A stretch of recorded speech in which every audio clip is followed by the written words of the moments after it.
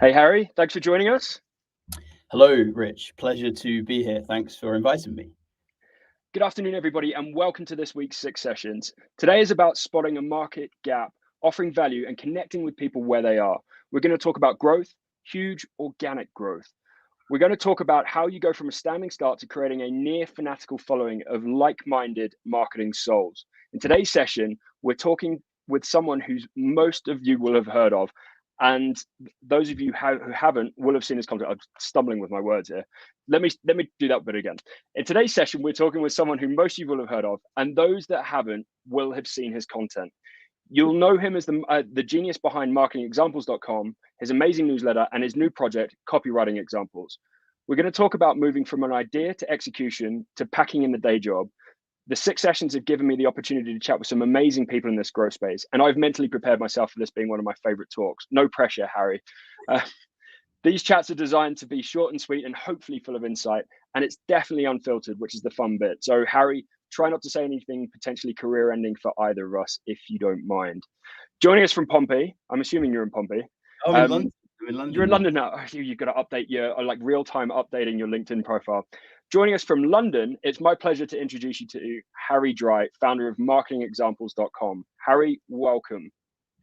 Cheers, Rich. That was quite the sell. I think you've oversold me quite dramatically there at the start. It's That's why. it, it's my favorite part of these talks. Is at some point I'm hoping to hit the nail on the head and actually bring a tear to somebody's eye. But Yeah, yeah. one day, I was laughing away, but thank you very much for the warm introduction. pleasure. So to kick off, you were working in web design, presumably a fairly stable job. What made you think you needed a hobby that evidently has changed your career and probably life path? Well, I always wanted to start businesses. So before I was working in web design, I was making small businesses. I think my first one was I was trying to sell canvas prints online. Didn't go very well. Then I was made a dating site for Kanye West fans, which had its ups and downs. And then What was it called? it was called Yeezy Dating, actually. Um, and it had its highs. It had a good 6 months, and then I probably wasn't good enough at marketing to kind of ride the momentum. So then the web design job was actually more of a stopgap. Like I never wanted a job, so I Yep. took that purely to leave my parents' house. I think they were getting a bit restless with me, just bumming around there and not getting a real job. So I got that job to yeah, move out. I was a bit old. I was like 21, 22, so I had to leave. And then I was always trying to think like, what could I start? What new business could I do whilst working in a job? And because you work 9 to 5, you haven't got that many hours. So I didn't have time to kind of build something elaborate. So I just went home every night and would write one article, one little example. I didn't have any marketing experience, so I would just find an example because then I don't have to be particularly clever. I'm just just relaying an example of someone else who's done something clever. So that's what I did, and I think maybe I had about 15 examples over maybe a month, and then I put the website on the internet, and then I was at an event. I'll wrap this story up soon, but I was at an event and I met someone from an email company called Tom from Email Octopus. Told him about what I was doing, and he said we can sponsor you for a couple of months if you want. And then that was enough. So I left my job shortly afterwards, and I wasn't getting paid too much, but slowly the sponsorship grew and the site grew, and that's the story. So I'm going to skip like a bunch of my questions now because you've kind of segued beautifully into one of the other questions. I think it fits quite nicely. Is so you didn't have any marketing background. You're collating marketing examples. How have you then gotten into the bit where you're giving like insight and critique on that? So like how have you developed that level of knowledge? Because the critique is good. Like it looks like you've got like a significant background in marketing and experience and things like that. So where's that critique and knowledge come from? Yeah, that's an interesting question. I'm not sure I'm qualified to answer it. I think that I probably went about a year without actually giving much of my own insights. So for Yeah. the first 9 months, maybe to a year, I was purely just examples, examples, examples, learning on the job. And because I was doing it full time, maybe I slowly developed a little ability. But I also think that I'm not the best marketer by any stretch of the imagination. I think that if I have any skill, it's probably condensing information.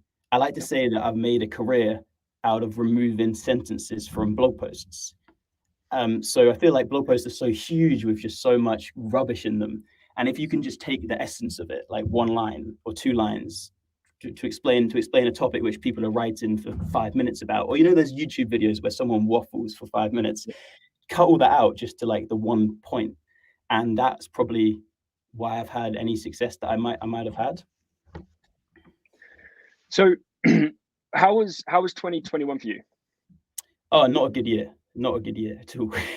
I mean, at the start of the year, I said I was making this course. I had a really good start to the year. I put this landing page guide on the web. One thing I've learned about my articles is that it's very non-linear returns. So, Yep. for example, I feel like you can do more damage or more of an impact in one piece of work than you can through like 25 average pieces. So I spent a long time on this landing page guide, which has probably been one of the best pieces for pulling people to the website, and something I'm probably most proud of, which got me a load of new people on the email list. That was a great start to the year. And then I said I was making this marketing course that hasn't materialized yet. So it's like that Homer Simpson gif where he's just going into the hedge. Slowly but surely, that's how I feel. But then I took a lot of time away, and I made this copywriting examples project. So that was what I spent most of my time on. And I don't regret it at all. It's something I'm really, really proud of. I'm not sure if people listening have seen the website or not. I think that my goal from a little shift in my mind probably about a year and a half ago was that anything I do, I want it to be the best in the world. And I know that's maybe sounds a little bit arrogant, but I feel you have to aim for that. So maybe it's up to people to decide if it is or not. Most people may probably say it's not, but that's my aim. My aim is to be number one, at least in terms of value per little bit of information. Like, how much are we getting from this email? How much are we getting from this website? So I took a long time away, and probably about 6, 7, 8 months, and made the copywriting examples website, or addition to the marketing examples page. But honestly, when it got to December in 2021, I was quite low because I just had worked really hard on this thing and got no return yet, because it wasn't actually live. It wasn't on the internet yet. So 2021, yeah, probably not the funnest year for me, Foundational year for 2022 though. Oh, see, I feel like I read something from Johnny Wilkinson where he said that at the end of 2021, I was very low. Then maybe I look back in 5 years and say that was the biggest year in my career, because it's when I actually got. I feel like one thing that did happen was I went from being a bit of an amateur in terms of my ability.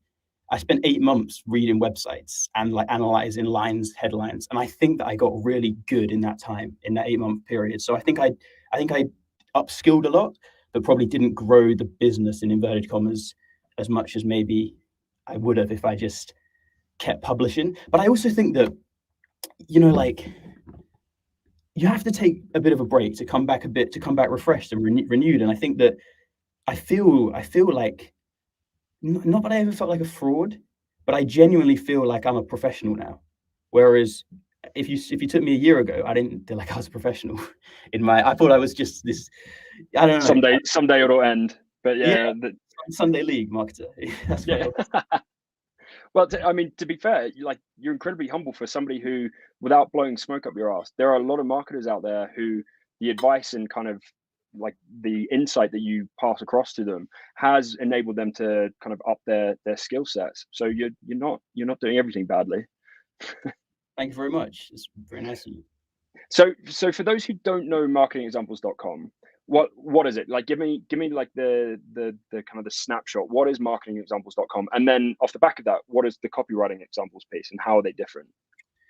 Well, if you don't know marketingexamples.com, the easiest way is just type it into Google. But I would say it's a gallery of short, sweet, practical marketing examples. So I started it because I was trying to learn marketing, and all the content was quite SEO focused, or you had viral kind of trashy, clickbaity stuff on Twitter, which was more like, how can I get likes on something?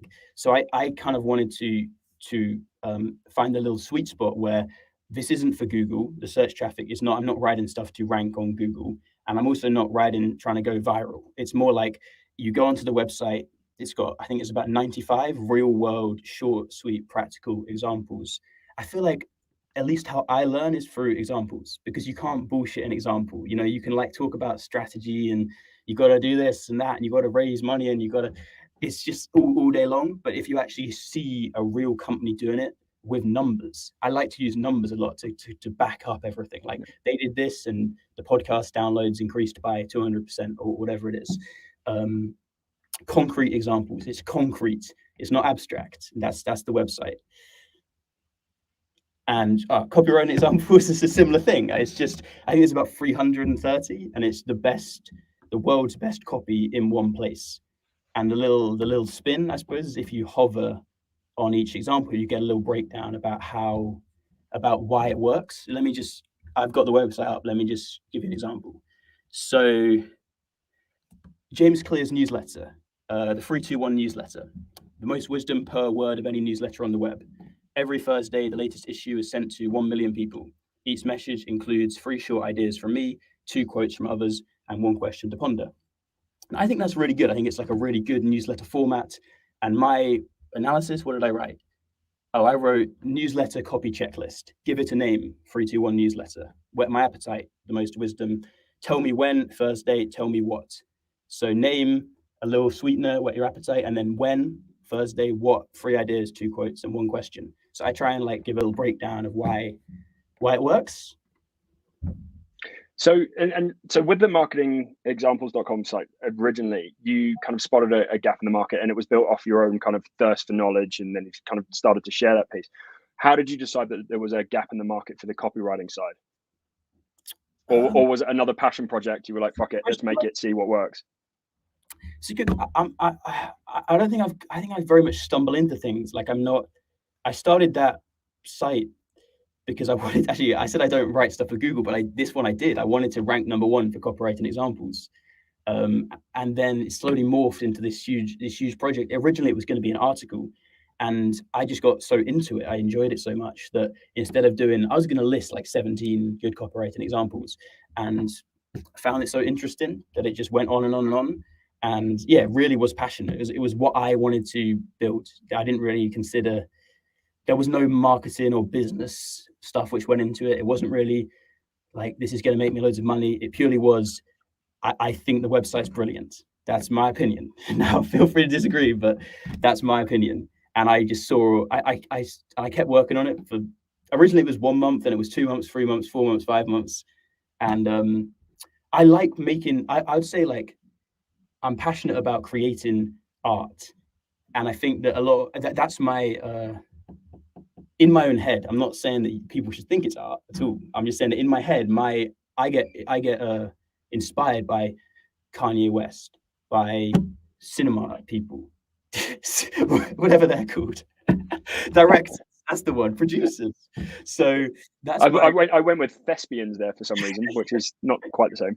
That's my North Star. That's what inspires me. So if I'm going to work behind my computer for 8 hours a day or 7 hours a day, I've got to just do what excites me. I'm not going to, that's my wedge. That's my niche. I'm not trying to, I'm not really doing this for other people. One of the things I've always been fascinated with marketing examples, like long before I kind of knew you and your story behind it, is where the hell do you get the breadth and depth of content? Like, where do you get the examples? Because they are always decent examples. How are you getting that amount of stuff floating through the site? Well, in Roy Keane's words, it's my job. That's what I get paid to do, honestly, everywhere and anywhere. So I think I'm like a police dog sniffing for drugs. That's what it feels like.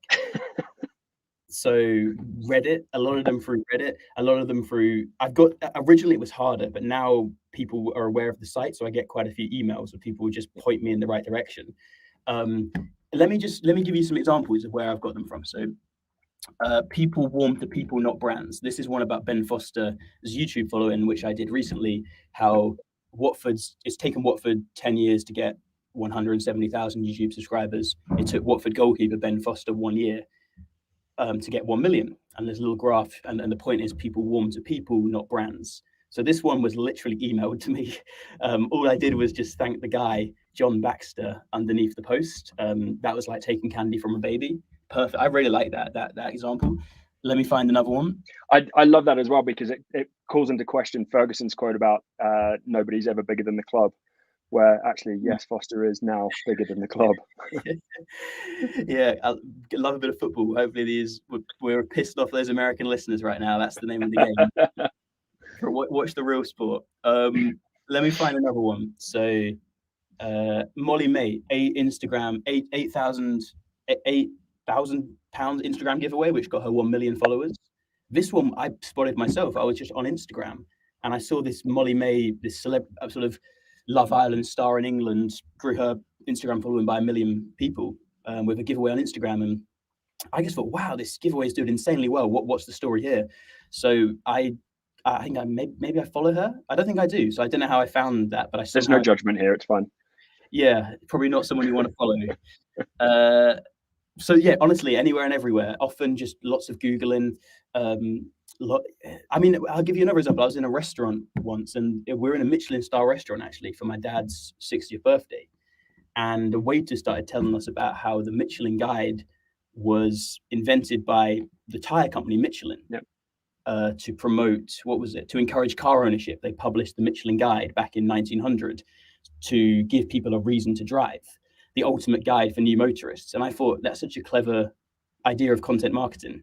So there's a post about that. Yeah, honestly, anywhere.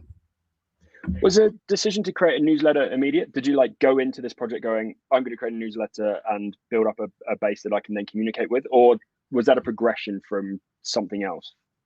Pretty much straight away from the word go. I think it was obvious. People were coming to the website through Twitter, where I got some initial traction, but they were leaving.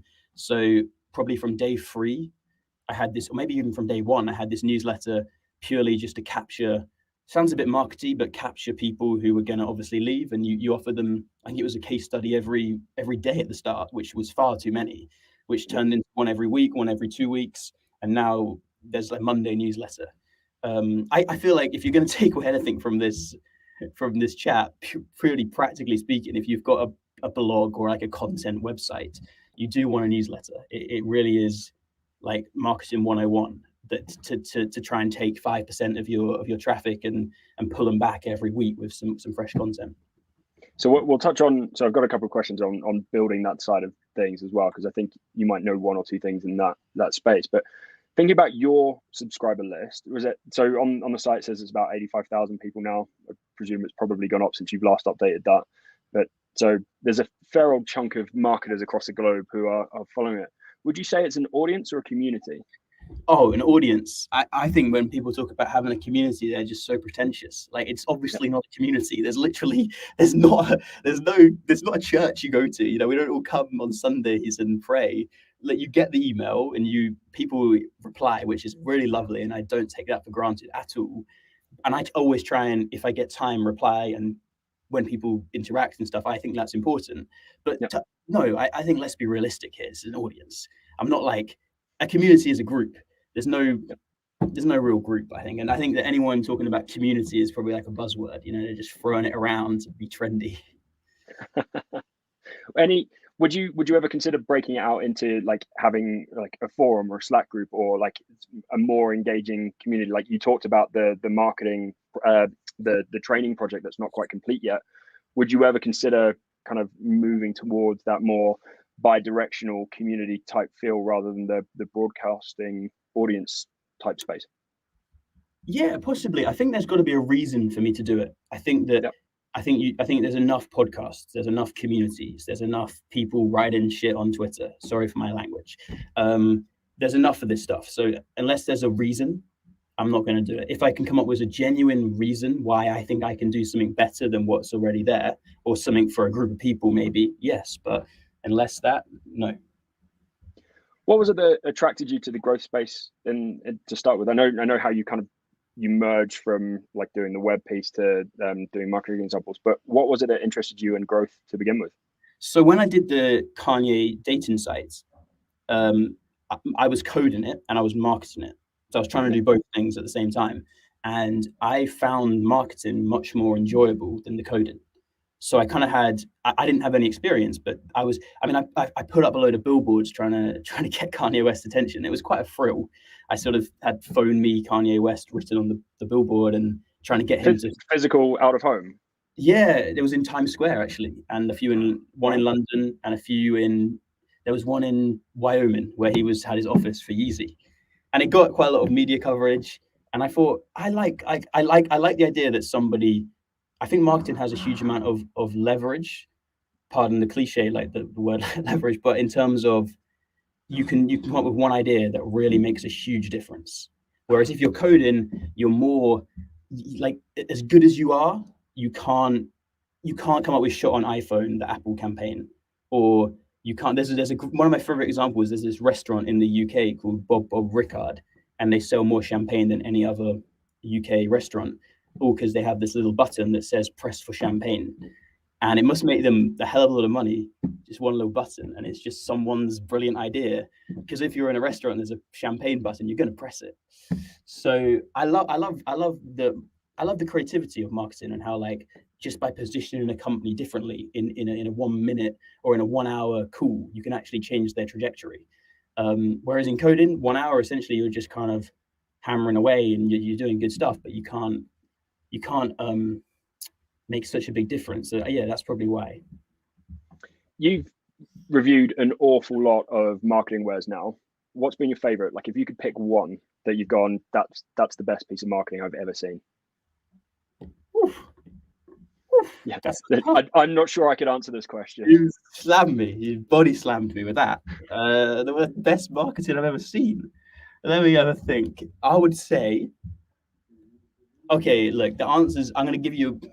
I'm a bit gutted with this answer, but it probably is. I think that I wrote about this one the other day, and it's a bit of a cop out, but it's worth it if you haven't heard of it. The Share a Coke campaign. Yep. So that's Coca-Cola. It's a bit of a shame to use such a big brand, but they wrote people's names on. They replaced their logo with real people's names. So Harry, Brandon, Mother, whatever. And I think in Australia where they piloted it, sales increased 7%.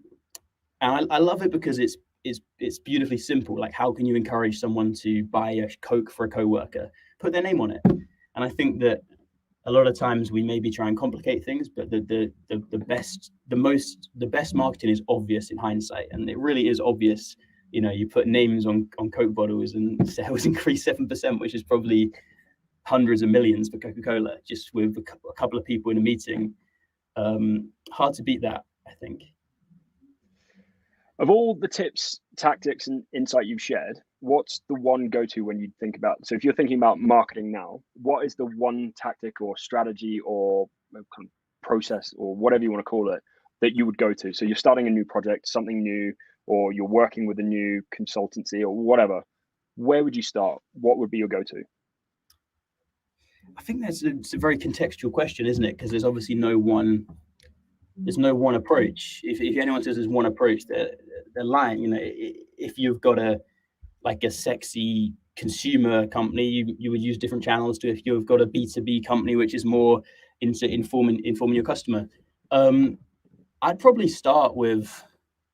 Look, it's a dull answer, but you probably want to. Let me try and think of three things. I would say,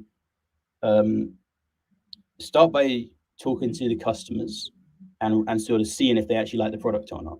I feel that as years go by, I think the product is more and more important marketing because there's far fewer barriers to entry these days. So if you have the best marketing newsletter, for example, word will travel much easier than it would have 20 years ago, purely because we have social media now. Someone can do a TikTok about your newsletter if it's really that good. So I would say hone in on the product.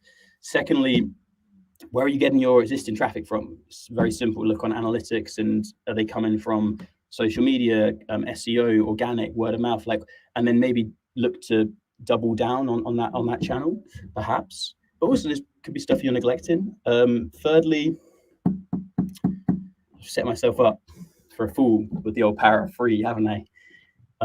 What do you think, Rich? I'm going to throw this to you. What do you think? If you're starting in a new company, what's on your checklist? The first. So I think you absolutely nailed it. And at the beginning with the contextually, it very much depends on the who, what, and where's. I think the answer around speaking to the customers and figuring out what the sentiment is first is hugely important. And equally, what you're saying about the product being more important now is, so yesteryear you could have a shitty product and it was more difficult for consumers or clients, whatever, to find out that there was a shitty product until they bought said shitty product. Now it is immediate and people can voice those opinions. There's review sites, there's all sorts of shit floating around there. So I think marketing, you cannot effectively market with any sort of longevity a shitty product anymore. There has to be value in there for the end user. I think what I would typically look at is like how people are buying. So like what is their, so we're speaking to the customers, do they like the product, but also how are they actually making these purchase decisions? Like a lot of the places that we work is B2B, it's word of mouth type stuff, and that will be the more effective channels. So it's looking at how we can potentially build some sort of referral process, and that's if the business has if the business has trade and clients. We're not talking about a brand new business here. If you can build in some sort of mechanism, it doesn't have to be a referral process, but a mechanism to allow people to talk about your brand. Which I think when I watched your marketing meetup talk, you were saying one of your tricks or tips for your growth was that you made it very easy for people to share the message around. So the end of your emails, things like that. You were saying, please, if you like this, share it, things like that. I think building in that word of mouth mechanism into your sales and marketing processes, that's where I think there's a lot of value for companies now. So that would be my adding one to your two to make three, I think. Thank you. You've bailed me out there. I think what a lot of people would like to know, so coming back to the marketing examples piece, how did you go from 0 to 85,000 users, subscribers? Now that is a significant growth, because it's how old is marketing examples now? 2.5 years now. So, and it's a huge amount of growth in a short-ish space of time. How did you go from 0 to 85K? The answer is again, boring, but truthful. You have to, it was a huge deal for me when I got to 100. And then it was a massive deal for me when I got to 1,000. So those are the milestones I look at most fondly, looking back. I remember I use this website called Indie Hackers quite a lot, just to share my progress and talk to other founders of small businesses.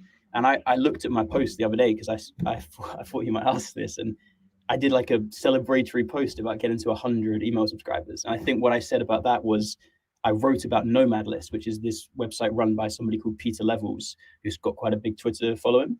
And I wrote about the SEO strategy, about how they monopolize long tail keywords with their manipulation of data. It's, not going to go into that, but I shared it on social media, and the founder read the piece, thought it was probably quite good, and he shared it. And I think from that one share, that got me 80 subscribers to the email list. So that was the first little thing. And I think I probably put that article on Reddit and on Hacker News and probably on the Indie Hackers website itself and just around the internet. That's what I'd always do. I always like to, in the early days more so, would take the content I'd create and put it everywhere I could on the internet. So all these little Slack groups. And I wasn't spamming so much. It was more like became legitimately a member of the community. I would try and help people out a bit on the community with marketing questions and Facebook groups and stuff. And then people didn't mind so much if you talk about your work. So that's how I got 100, and then maybe 1,000. Really slow. Like the first 1,000 was hard. I remember reading this. I had a Hacker News spike for one of my articles about how Nike sold their first shoes, and I was thrilled. I read this because I wrote this on the little forum on the Indie Hackers site about. This was 2.5 years ago, and I read 150 email subscribers in one day, like the best day ever, And now that's like an average day, probably a bad day even now. So that was really lovely actually to see how far I'd come. This thing once in a blue moon event is now like the average. But honestly, there's no pill. It was just really slow. I mean, I've written 93 articles. That's probably, and I've shared them in each article in 10 different places in the internet. So on my website, on my newsletter, my Twitter, my Instagram, my LinkedIn, 5 Facebook groups, 3 Slack communities, a bunch of different forums, is just put it out everywhere. And I think one thing I've tried to do is spend a long time making something really good. So maybe 1 article a week and try and make it the best thing that week. Like I always wanted to better myself. So how can I improve the article from week to week to week? And one good thing shared broadly, I think, is much better than like flipping stuff out daily that can't stand up, because you can build a brand through content. If you think of a musician, they can do an album a year and people are hyped for the new thing because the last one was so good. And I think that that's the model I'm looking at more. I know I'm not a musician, but that's the model I think. Whereas I think a lot of marketers these days can often, maybe I've done this slightly recently, but you can dilute your brand if you just pump out average stuff. People don't get excited for the next thing. It's like, so there's always a market for high quality, whatever you're doing. What are what are Go, the go. growth milestones like you've had? So like you mentioned 1,000, sorry, 100, 1,000. Like, what are the growth milestones? Have you had that kind of ticking over mentality, glass ceiling type stuff as you've gone through points to give yourself a pat on the back as you've grown through them, or are you just ticking over numbers now? Um, yeah, and there's no pat on the backs, unfortunately. I think my dad gives me them when I do well. He'll be the first to give me a little pat on the back. I'm into, to be honest with you, I know I said I was into making the best content, but I'm also into making money. And that's when I might give myself a pat on the back. But I'm far from rich. So maybe when that comes, I'll give you the milestones. I've just loaded up the website. So I'll pull out three. Um, November the 1st, 2019, first attempt at side project marketing. This past week, I spent building Startup Gifts, a collection of gifts to brighten up your startup Slack channel. This whole project was a complete disaster, complete waste of time. Spent about 3 weeks on it, and it did nothing for me in the slightest. It was like a little gimmick, and I learned from that: don't do gimmicks. Be like serious. Like, things compound. If I this was like a little fun thing to get some hype. Awful. Never again. Like, stay away. Focus on what you're good at. That's the lesson there. Or try and make. Yeah. So that was a flop. I'll give you one more. November 12th, 2019. 7,500 email subscribers. The marketing example was alien spacecraft. Went past the 7,500 mark last night. No silver bullet. I wish I could say I found the silver bullet to grow my email list, but there isn't one. Every new 500 subscribers comes from somewhere different. Sharing on Facebook groups, LinkedIn, Zest, Twitter, podcast appearances, indie hackers, sending detailed email replies, getting to know others on the forum. I thought when I crossed 5,000, it would be less manual, but it's not. And that's great. I love taking a few hours to share each article. I don't see the day when that stops. I'm still, and then I wrote about how conversion is king. So the easiest way, hands down, to 5x your rate of subscribers is taking your conversion from 1% to 5%. I can't stress enough how much easier that is, as opposed to 5 times in your volume of traffic. This is really important, just to hold on this point. So the reason why I have a lot of email subscribers is that the pop-up is, I've spent probably 2 days like working on the copy, making it as short as possible, putting in all the testimonials. It converts really, really well. So my traffic isn't nearly as high as many websites, but my email list will be far bigger just because of how geared the site is to conversion. And I think that that's one of the highest leverage things anyone can do. I feel like I could look at most websites and say conversion rate of 1% to email list could be moved to 3%, which is 300%. That's like taking your traffic from 20,000 a month to 60,000 a month just by making some tweaks to your pop-up, your copy. I think that's probably the lowest hanging fruit for like the majority of companies who produce content is honing your email capture. And then also having an offer in once you have the email. Like, what are you giving them? You're not just giving them offers, because that's, people are going to churn. The open rate's going to be really low. How can you actually make the email list useful? I think that's, of anything that anybody takes away, that's probably the gem in there. It's focusing on that conversion rate optimization piece. You mentioned and previously on the marketing meetup talk that you did as well, that is finding those kind of communities to be putting in. So like the soundbite that you had in the marketing meetup piece was wow people where they are. How did you find your communities of people, like your audience within those spaces, like the channels that you were going to use to do that?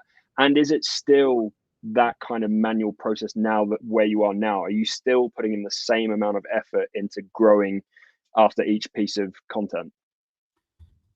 It's a good question. The second part I'll answer first. Honestly, no, I'm not. And that's because the content's maybe shifted slightly. Like, I think that it sounds a little. I don't want to be too self-promotional these days. I think that I'm more, for example, how the Copywriting Examples website, I did this big giveaway on email where there was a load, I think there was 25 different prizes, and it was just share on LinkedIn the post I did, or share the tweet I did to enter the giveaway.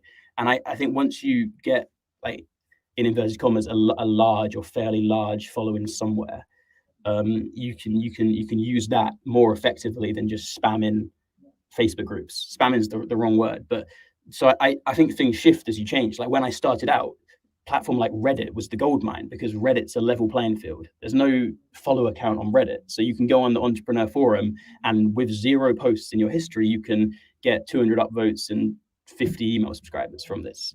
But as you get bigger, the the battlefield changes, so to speak. So you can leverage like a 90,000 email list very differently to when you don't have that.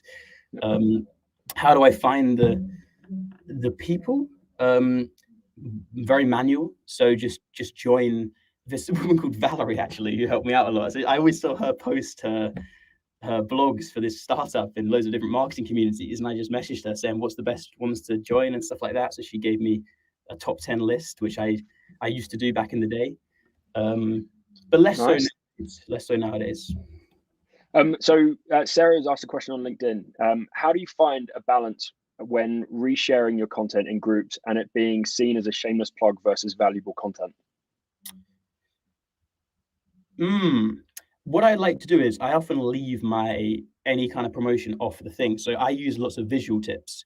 I think if you've got anyone on any team who can do stuff visually, like before and afters, or like that's what people seem to love on social media. They're so shareable, like these little visual tips. So I'll make the visual tip, but often I'll leave off any semblance of self promotion. So if I was putting it, for example, on a Facebook group, I I would sometimes I'd write the little like marketingexamples.com at the bottom of the video. Like, let's say it's a classic like copywriting tip, which probably what I'm maybe best known for. You've got like the red cross and the green tick, and you've got something on this side, something on this side, and sometimes a little bit below, like I might have marketingexamples.com, but often I don't do that anymore. And I think that what you get is people often say, oh, where did you come up with that? Or like, where's this from? People do the promotion for you, or they'll say, oh, by the way, like they'll link your article below it, or you get lucky. So it's if you make something really good, that's all my focus is, like make the best thing, and then you get fortunate through that.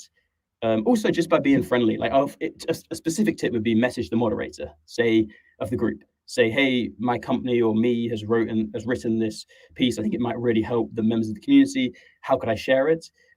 Another word of advice would be put the value on the platform itself. So take the blog post and take 5 key points from the blog post, put them actually on Facebook or on some random forum, Reddit itself, Yep. and say in the comments, if anyone wants more, like here's the actual article it's from. So take the good stuff onto Facebook, onto the platform, onto Twitter. Sharing links. People don't click links anyway. So you want to take the gold onto the platform, and then you can put a little self-promotion below, and everybody wins.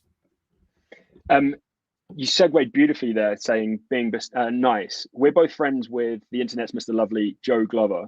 My feed is constantly full of people relaying how lovely he is. To balance it out, what's your least favorite thing about Joe? Mr. Glover.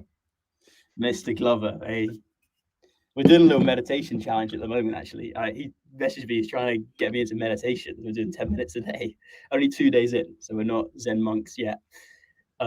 He's a Man United fan. That's probably it. I think he wanted Mourinho out, which is a real problem for me because I'm a Mourinho-ista. AS Roma right now, that's my team. So that's where I'd say I can't believe he hounded Mourinho out of that football club. Other than Joe, who do you follow in the growth space? How do you keep up to date with what's going on? Where do you get your inspiration? I mean, inspiration for growth. I don't necessarily, when I say inspiration, I don't mean like your marketing posts. I don't want to slag people off, but yeah, no, that's horrible. I would say, I think I think Dave Trott, this guy in copyright, he's very. I don't think he's particularly massive on social media anymore, but he was. I think he's a copywriter / advertiser. I think he might be retired now, but 20 years ago, and he's got this blog called, I think it's just davetrott.com, or he writes in Campaign magazine. And whenever I read his stuff, I always learn a hell of a lot. There's also Richard Shotton, who I think he posts loads of great book. He reads a lot of books, and he posts little screenshots on Twitter. And I think that pound for pound, I learned so much from him as well. I would say I like Dave Gerhardt because I don't think he's the best marketer in the world. And I would say this to his face, Dave. If you're watching, you're not the best marketer in the world. But what Dave is really good at, which I think is much more important, is I feel like he's got that energy where he just keeps going. He's so resilient. He's an incredible hype man. It's like he doesn't mind if people. He's got one of the biggest marketing communities in the world right now, and completely deserves it because he's just started it when I don't know. I guess we can all learn a lot from Dave's ability to just work and get stuff done and get it out there and build on your success. And I don't know. I think we all think too much. I think far too much. Dave doesn't seem to think. He just does. He's a real doer. And I think that if you want to succeed in the industry, I think that being able to just do is far more important than reading any example on my website. Just having that mentality. To be funny, being funny actually, is Dave Gerhardt shared one of your copywriting example posts way back when on Twitter, and that's how I first came across you and marketingexamples.com. Oh, lovely! That's very nice of him. This is my favorite question. I know we're starting to get towards the end of time now, but my favorite question for everybody is, what's your biggest career fuck up so far? What have you learned the most from?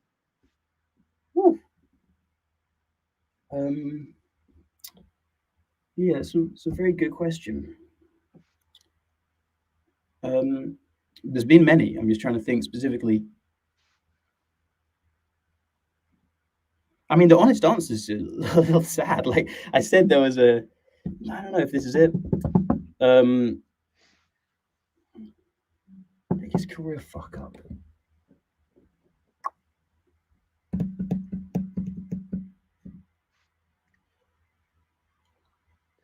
Maybe mentioning this. I sort of promoted a course last year that hasn't seen the light of day yet. So if you're watching, be patient if you're into that.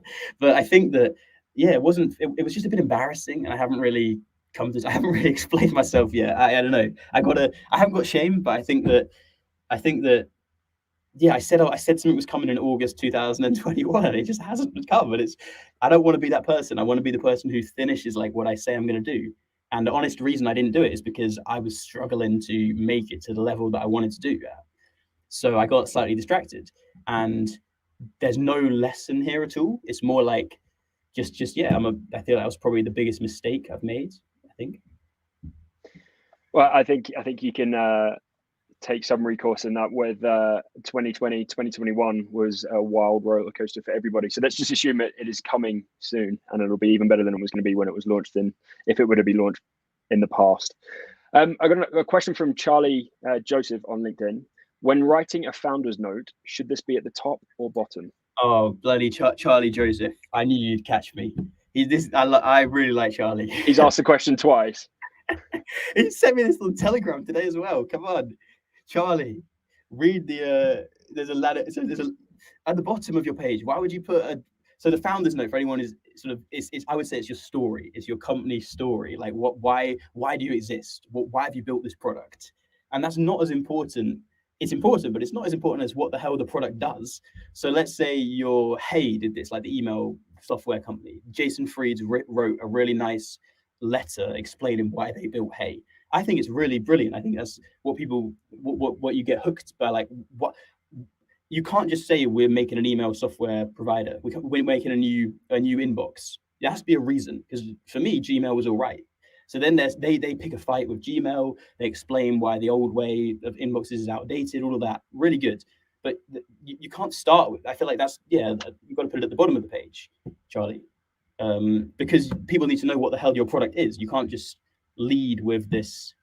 A good example is Magic Mind. I think there's this drink. The founder has a really compelling story about how he, I think, tragically had some kind of medical condition that I think he had a heart attack, and because he was over caffeinated, And then that led him to create Magic Mind, which is like an energy, it fuels you, but without any caffeine. And I read it and I resonated with it slightly because I think I drink too much coffee. But I feel like originally, before that, you've got to introduce the product and you've got to show people a picture before you explain your why. So at the bottom of the page. My heart stopped then. I legitimately thought you were going to reference Magic Mike, and I was like, where the fuck is this going? Anyway, so this has been asked. A similar question has been asked on LinkedIn, and one of my last questions for you is, what are your plans for 2022? What's next for marketingexamples.com? And actually, that's been framed quite nicely on LinkedIn. Is what masterpiece are you working on currently? Thank you very much. Too flattering. I'm a bit torn. I think part of me, I think I'm gonna set sail for Scotland. I'm gonna lock myself away and work on a course. I need to make more money, Rich. I'm gonna be honest with you. I need to make more money. So I think I'm just gonna I think it's probably gonna be a learn copywriting course. I'm gonna try and make it better than anything I've made in the past. Gonna go a bit off the grid. There's gonna be a music video. It's gonna be different. That's probably what's being cooked up. Alongside that, we'll see how my time goes. But alongside that, I'm really passionate about just building the library of marketing examples. I think that I neglected the website last year and I didn't really cotton it. I was still getting 100 people every day signing up to the newsletter just because the word of mouth on the website was out, getting a little bit ahead of myself is amazing. It's really brilliant that people just keep coming to this website despite I didn't publish there for 8 months. And it kept going and it kept going. So I want to keep growing that, just little short examples on, just building it to 200 short examples. And those two things are really the goal, I think. I'm sure with the copywriting course, I'm sure with the Harry Drive brand behind it now, it'll be much a case of if you build it, they will come. I don't think there'll be any issue with people jumping on that. Charlie says, thank you. And sorry, he sent it twice. He's using LinkedIn from his phone. And somebody else on LinkedIn has said, sign me up for the course in advance. Anyway, last question for me, and then I'll let you go. Top line question, what's next in growth? Where should people be focusing their efforts now? Jeez, that's a hard question, isn't it? What's next in growth?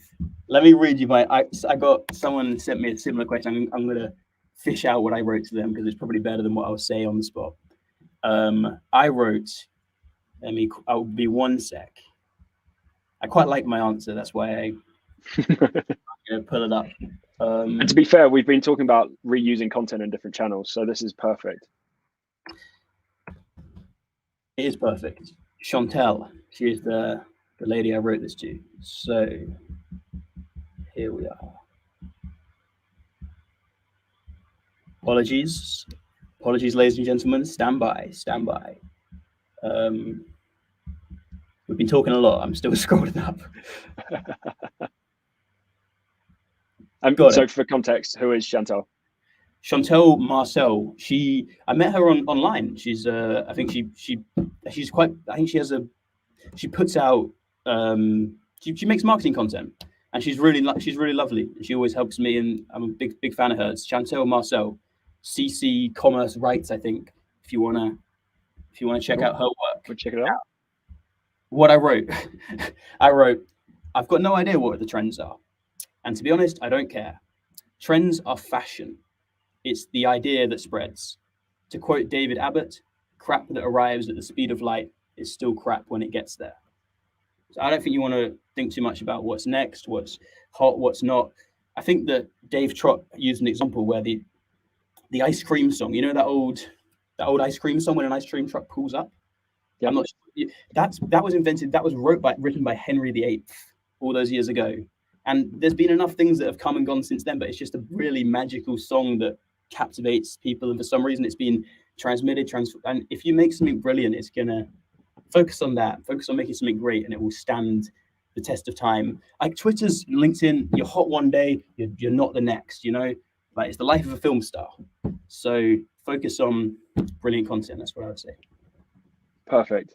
Harry, I've absolutely enjoyed this immensely. I've loved having a chat with you for the best part of an hour now. Thank you for joining me on the 6 sessions. If anybody wants to follow up with you, how do you want people to connect? If you have a question, if you enjoyed the chat, thanks very much for listening, and cheers, Rich, for inviting me on.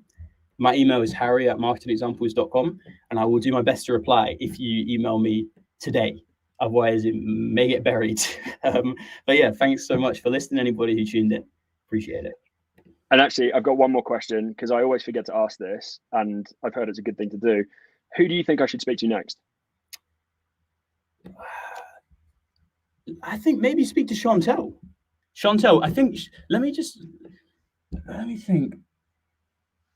I think Chantel has done really well. She's grown. I only knew her a couple of years ago, and she's went from kind of like similar to me to fairly big. I don't think followings on social media are the be all and end all in the slightest. I think they're vastly overrated. However, I really like her content. She's got a story. Chantel, I'll send you a link to her. Go check her out. Perfect. Chantal, if you're listening, I'm going to come knocking. Thank you, Harry. I've really enjoyed that. Have a good weekend. Cheers, Rich. Thank you very much.